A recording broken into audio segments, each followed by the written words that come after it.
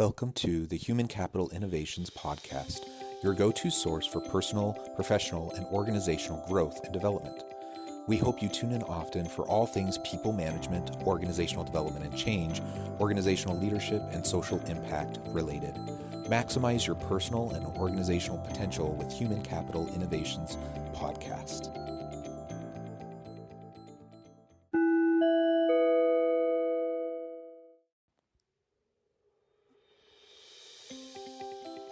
Welcome to the Human Capital Innovations Podcast. In this HBR Minute HCI podcast episode, I explore the recent HBR video, The Explainer. What is design thinking?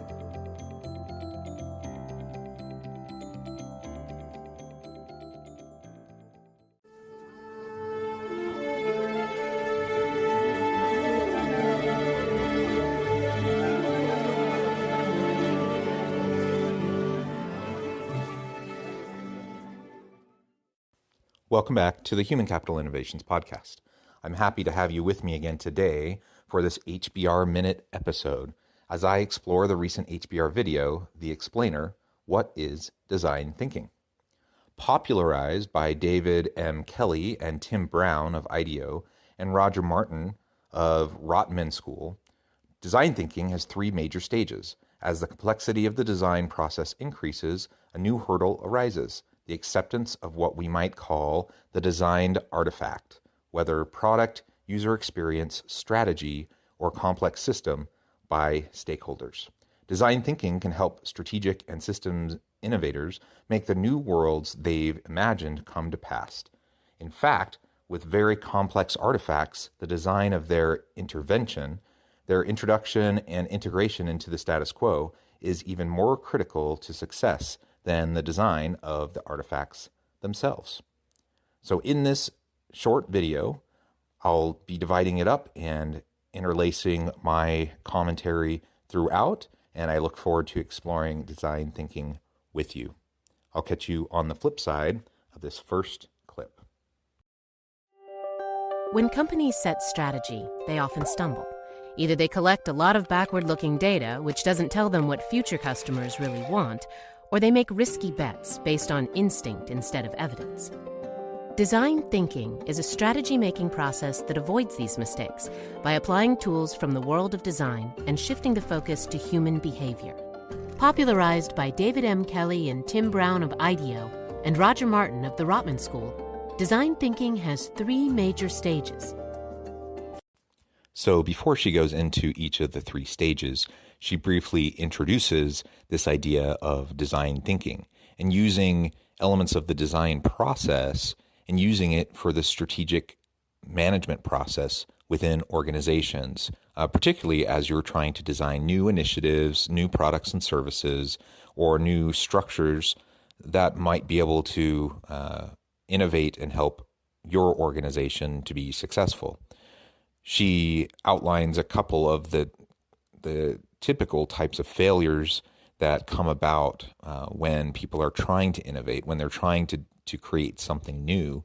And a lot of it comes back to simply going off your gut, not having enough information, not being data-driven. And one of the nice things about design thinking is that the iterative process that you go through allows you to collect information, data, perspective, and context as you go so that you're not flying blind and so that you don't have to take as big of risks. Now, anytime you're innovating, there are going to be risks. Anytime you're trying to create something new, some things will work, some things won't. The whole idea behind design thinking within organizations is that you can fall forward, you can fail fast, and rather than investing tens of millions of dollars around a failed product launch, you can iteratively invest in lots of different ideas and over time start to see which ones will pan out. And along that process, as you are quote unquote failing, you're actually learning. And it's all of those learnings, everything that you get along the way, that then can be translated into lots of other initiatives as well. So she's going to outline the main elements of design thinking now, and then we'll discuss each. First, invent a future.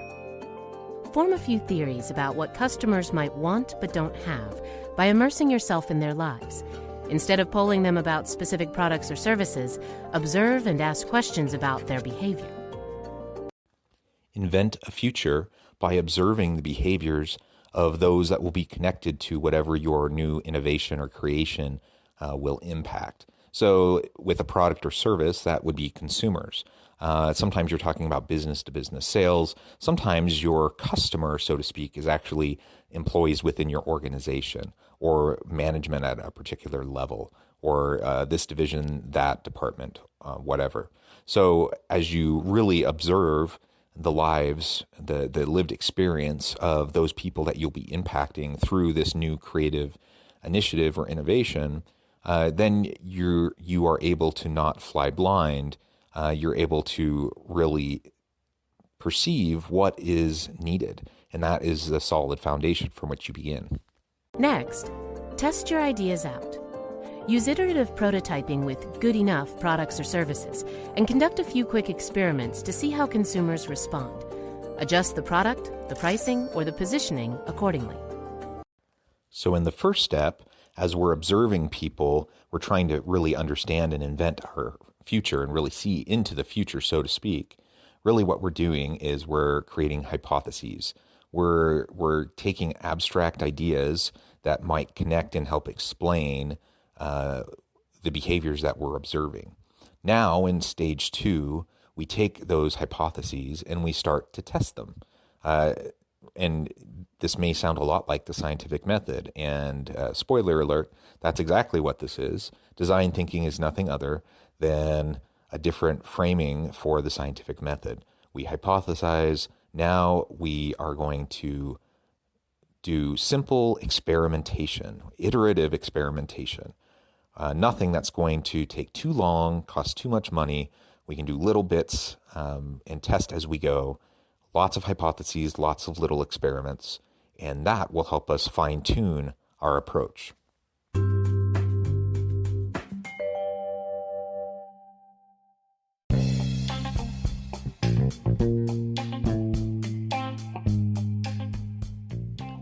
I'm excited to announce the publication of my new book from HCI Press, The Alchemy of Truly Remarkable Leadership: Ordinary, Everyday Actions that Produce Extraordinary Results.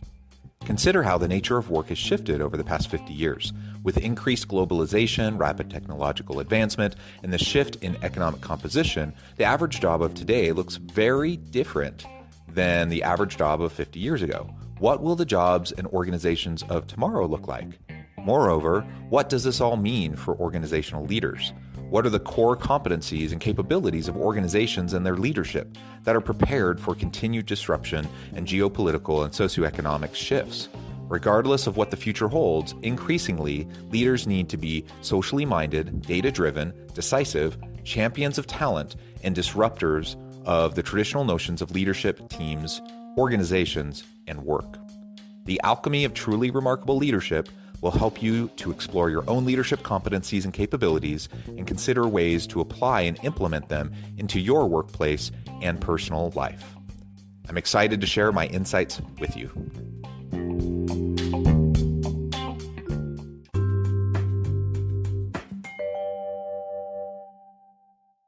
Finally, bring the new product or service to life.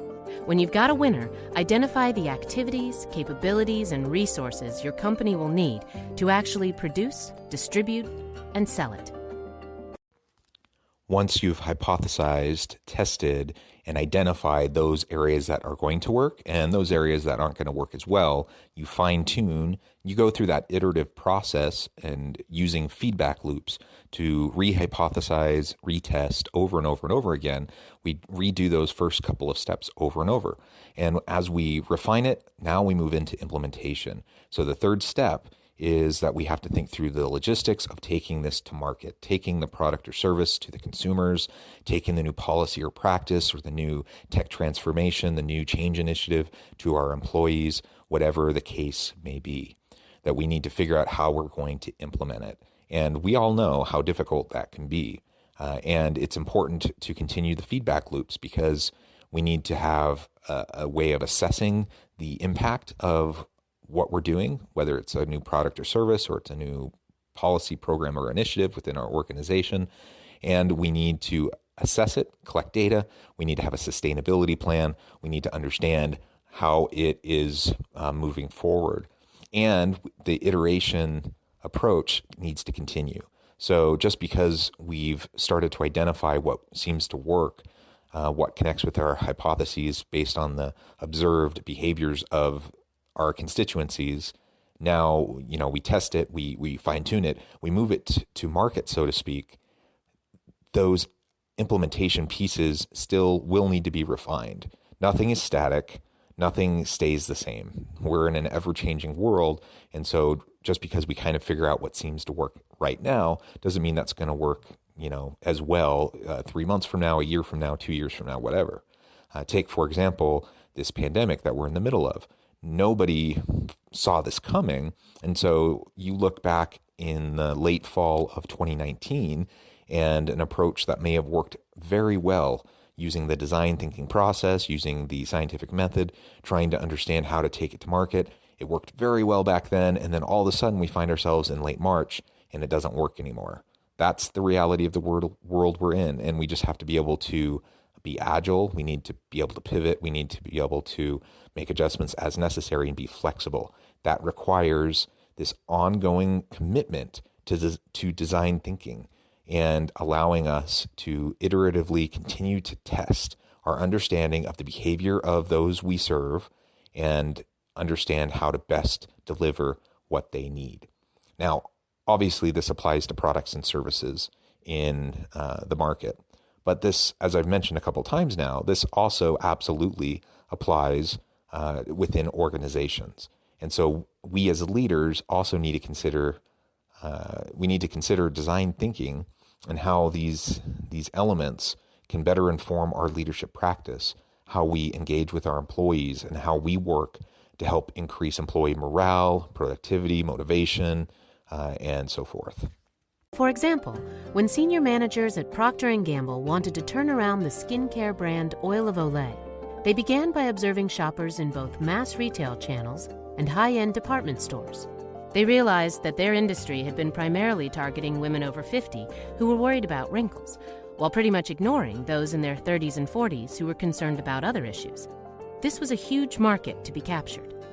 So P&G experimented with new formulations that would tackle multiple skincare goals, then tested different prototypes, price points, and store displays. Finally, the company launched a series of new premium yet broadly distributed products that were well received by a wide range of consumers. I love this Procter & Gamble example with Oil of Olay. A very simple example, but it illustrates how a really successful product line becomes a bit outdated. And so just because something has been successful in the past, sometimes you need to pivot, sometimes you need to reinvent it.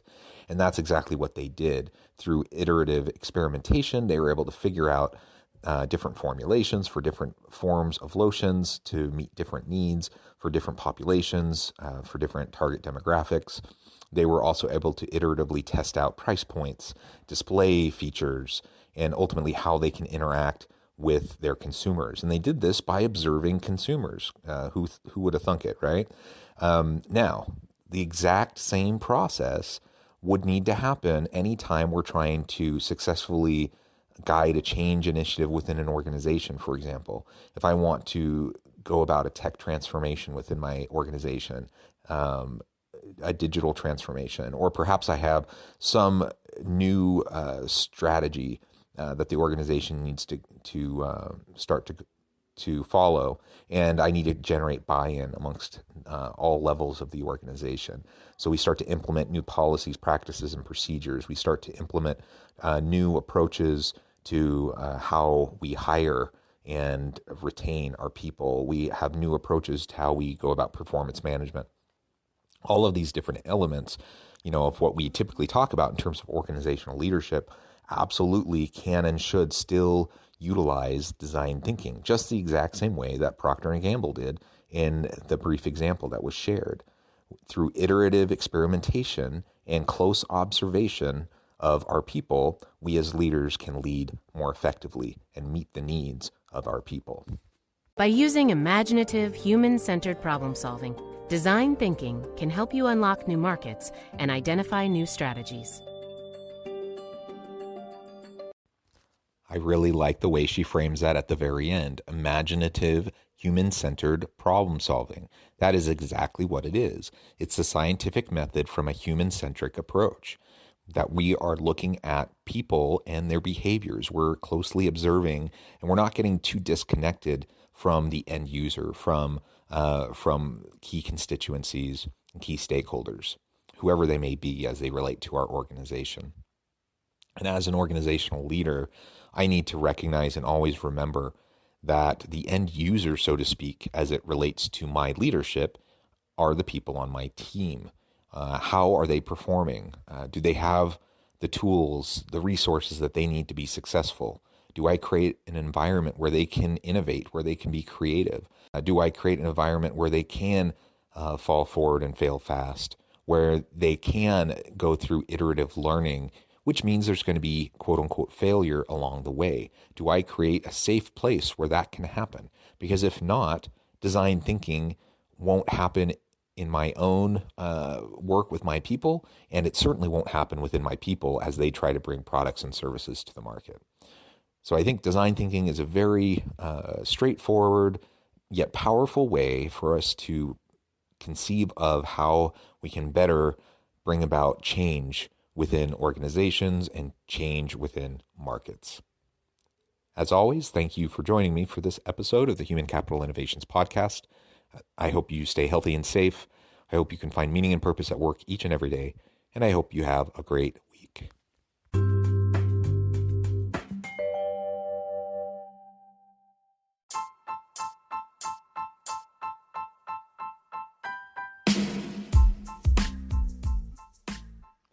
We are excited about the launch of HCI's new magazine, Human Capital Leadership.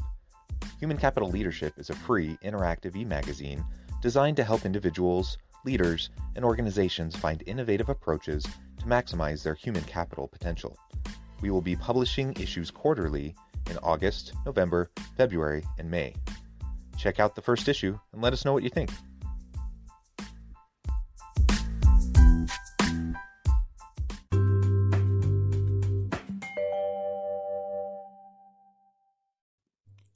Thanks again for joining us for this episode of the Human Capital Innovations Podcast.